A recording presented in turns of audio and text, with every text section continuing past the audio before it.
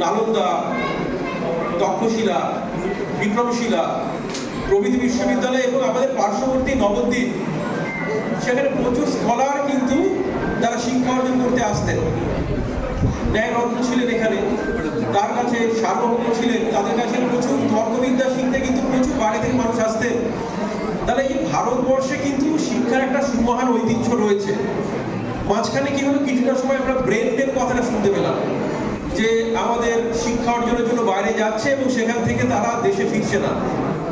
এইটাকে আটকানোর জন্য যেটা আমাদের দরকার, সেটা আমরা বরং আমাদের ইন্ডিয়া, আমাদের কান্ট্রিকে আমরা কিন্তু একটা নলেজ সুপার পাওয়ারের জায়গায় নিয়ে যেতে পারি, যেখানে ছেলেমেয়েরা আমাদের দেশ থেকেই নলেজ পাবে এবং বিদেশের ছেলেমেয়েরা এখানে ছুটে আসবে শিক্ষা অর্জনের উদ্দেশ্যে।